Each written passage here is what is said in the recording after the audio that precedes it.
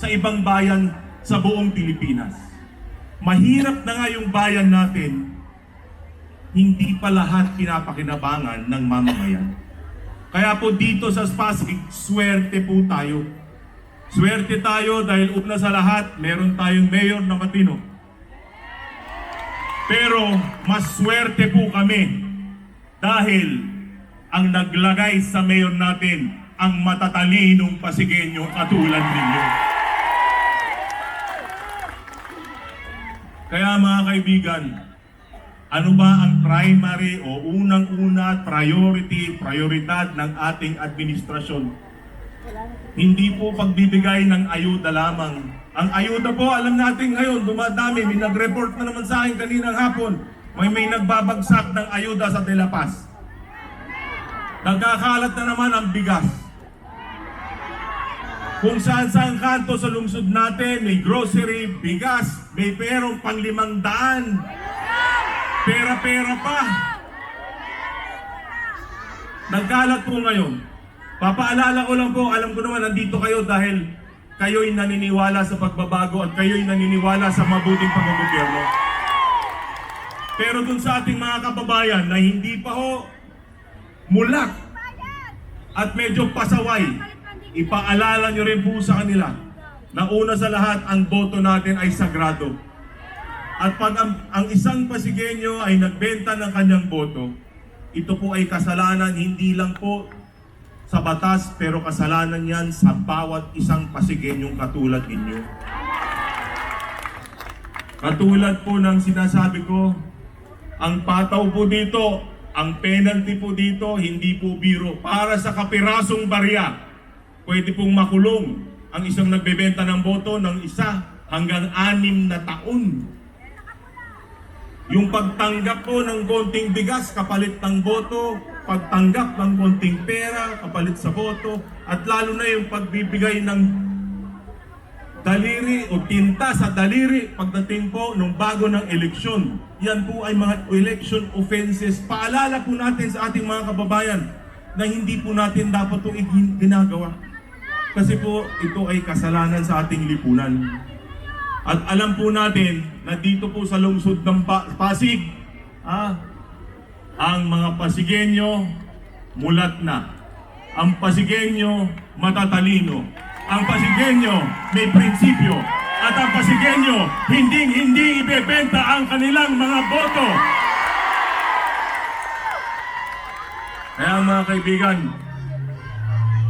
kailangan ko pong ipaalala sa inyo, napaka-importante na tulungan po natin ang bawat isa sa mga magigiting na tao dito sa ating entablado ngayon, simula po sa ating mga konsihal. Bilang po presiding officer ng ating sangguniang panlunsod, proud na proud po ako sa ating mga incumbent o nagbabalik na mga re-electionista ang mga konsihal. Mula po sa District 1, 5 po sila. Mula po sa ating majority floor leader na si Volta de los Santos, sa ating chairman ng Committee on Health na si Eric Gonzalez, sa ating chairman ng Land Use at Environment na si Kiko Rustia, ang chairman po natin ng senior citizen natin na si Pau Santiago, at syempre ang ating chairman ng Trade at yung tumitindig laban po sa pinagbabawal ng mga sugal, ang ating Councilor Simon Tantoco.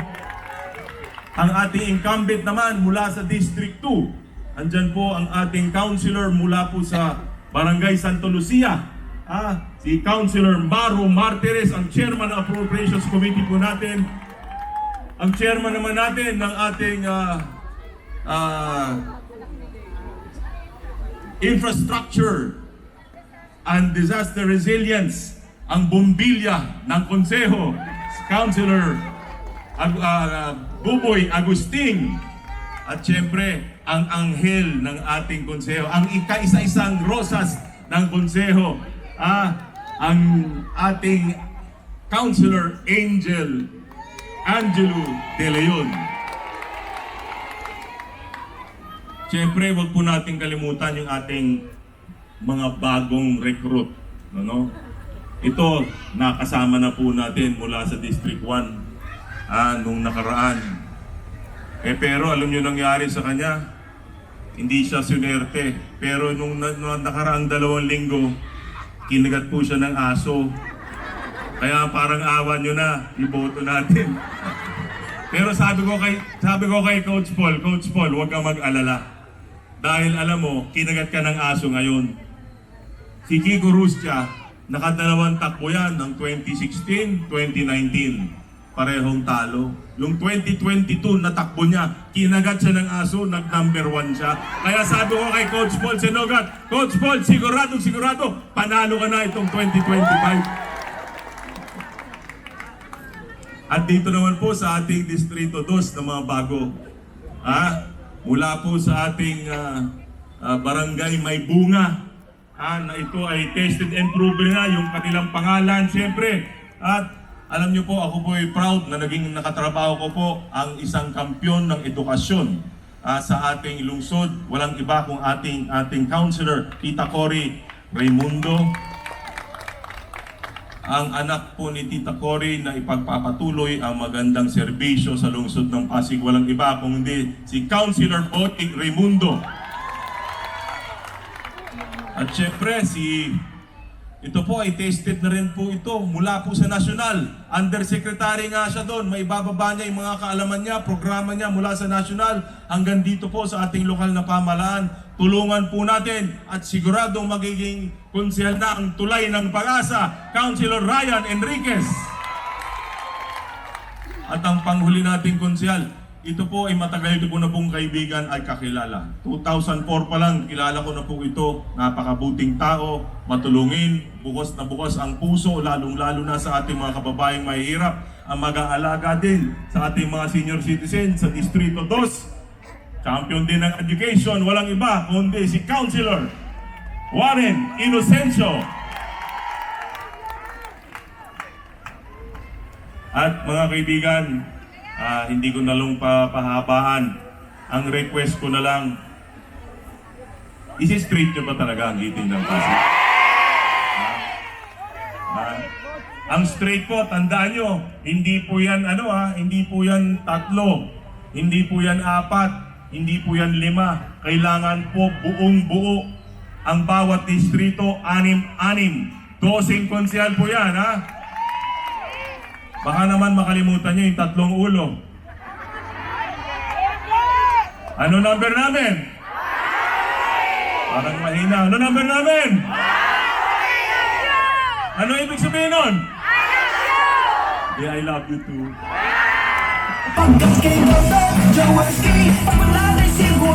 Di pa ako tapos. Huwag po natin kakalimutan. Number 1, Congressman Roman Romulo. Number 4, Mayor Vico Soto. Number 3, Vice Mayor Dodot Jaworski. Marami pong salamat. Straight, Giting ng Pasig. Muling iboto ang number 3 sa balota, Vice Mayor Dodot Jaworski. Kahirapan, pandemya, korupsyon ay matatalo. Si Dodot Jaworski, umunahin ang tao sa malinis ng gobyerno, angat ng Pasigueño. At ang isusunod naman po natin, para pakilala ang astig ng Pasig, tinatawag po natin si Ma'am Shalani Soledad Romulo. Hello po. Good evening. Very proud ko po na ipapakilala po sa ating lahat ang ating pong boses sa Kongreso, ang boses ng bawat Pasigueño sa Kongreso, ang ating pong Congressman number 1 po sa ating mga balota, Congressman Roman Romulo. Roman Romulo, si Carlos P. Romulo, ang kanyang lolo. Siya natin Alberto Romulo. Siya ngayon ang ating kandidato. Papato na. Magandang gabi, lungsod ng Pasig. Unang-una po talaga, sa totoo lang, ay ito na rin po yung tamang panahon na magpasalamat po sa bawat Pasigueño. Alam po ninyo, sa totoo, talagang umaapaw po yung pasalamat dahil lahat ito po, yung layong nadating natin, hindi rin natin akalain mararating natin to eh. Alam po ninyo, mabanggit ko na to, 2017, noong unang pumunta sa bahay ko, si Vico. Pinuntahan ako sa bahay ni Vico 2017. Sabi niya sa akin, Congressman, may plano ka ba na bumalik bilang congressman sa lungsod ng Pasig? Sabi ko sa kanya, 2017 po ito. Sabi ko sa kanya, pinag-iisipan ko talaga at gusto kong makabalik. Gusto ko pa rin makatulong. Sabi sa akin ni Vico, nag-uusap kami noon, sabi niya sa akin, kung hindi ko sigurado kung gusto ko pang tumakbo ng pangalawang termino bilang konsehal. So tinanong ko kay Vico noon, bakit? Sabi niya sa akin, yung mga hinahain raw niya na mga ordinansya, resolution, yung mga debate na ine-expect niyang mangyayari, parang hindi naman raw po talaga nangyayari nung panahon na yun. Sabi niya sa akin, sa totoo, sabi niya, kung baka magturo na lang ako ulit. So nagkwentuhan lang kami, tapos sabi namin, buti pa mag-usap tayo, mas malapit sa pagkatapos po ng ilang buwan pa. Umalis si Vico noon nag-aral siya abroad for a while, nag-seminar. Pagbalik niya, nagkausap kami ulit Pero bago pala yan, mabanggit ko lang, hindi lang si Vico ang bumisita sa akin. Meron nga dyan, nandiyan sa mga tumatakbo rin bumisita rin Ilan po dyan? Pero nagulat ako, bakit ganito na ngayon sila? Pero bumalik si Vico noon, nag-usap ulit kami. Sabi namin, buti pa umikot na muna tayo na ating lungsod. Tingnan natin kung handa na ba ang Pasigueño. Kasi nung panahon po na yun, talagang ibang-iba. Nung 2018, yun ang una kami umiikot magkasama Sa totoo, kahit sa kami pumuntang lugar noon, mababait, mabubuti ang Pasigueño, pero may kaba pag kinakausap kami. Pero dahil po doon, sa totoo lang, marami sa programang nakikita natin ngayon, doon rin po na forma yun Isang beses, umikot kami sa Napico. Habang nakaupo kami doon, kasi wala talagang kumakausap sa amin masyado nun Takot lahat Noong nandun kami sa Napico noon, may nakausap kami na matatanda. Sabi sa amin, Congressman, Consi, ano ba plano ninyo pag kayo ba dito sa Pasig? Maayos nyo ba yung kalagayan namin? Kung maalala ni Vico, ang pinag-usapan sa atin noon, yung pensyon ng DSWT. Sabi nila sa amin, Consi, bakit ganun? May bato-bato lang yung bahay namin, wala na kaming pensyon agad. Hindi nila alam na sa totoo lang, nakatira lang kami sa bahay ng aming anak. Sinusuportahan lang kami ng aming anak. Ngayon po, noong naging mayor si Vico, nakita nyo, nagkaroon ng sariling social pension ang lungsod ng Pasig. Noong 2018 po, nung umiikot kami noon, December, sa totoo po, nandun kami sa May Rosario. Nakita po namin yung pila ng senior citizens. Nakapila po sila doon para kunin yung pamaskong handog na 3,000. Sa totoo po, umaga pa lang nakapila na senior citizens sa isang maliit na basketball court. Umikot kami. Pagbalik namin ng tanghalian, may tao pa. Pag uwi namin sa gabi, pagdaan namin doon, meron pa rin kumukuha ng pamaskong handog. O dahil po doon, sa senior citizens, ano ginawa ngayon nila Mayor Vico? Hindi na pinapapila. Yung meron ng ATM, nakakuha na nga sa ATM ngayon. Ang totoo rin po nun, yung panahon din po na umiikot kami noong 2018 po na yun.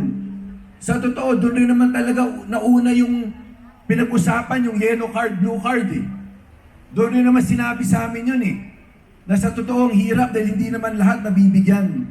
Pero ngayon, binago na po nila. Maayos na po ngayon. Lahat ng senior citizens meron. Sa totoo po, nung mga panahon na yun, umiikot kami. May mga pagkakataon, sa totoo lang, 3 lang po kami sa sasakyan. Si Vico, ako, at si Shalani. 3 lang po kami, wala kaming ibang kasama. Kasi wala rin kaming driver nun masyado eh. So 3 lang kami umiikot. Pero sa totoo, kahit sa kami pumunta sa Pasig, welcome kami. Pero kinakabahan lang talaga ang mga Pasigenyo. So pagkatapos po nun, matagal po nag-uusap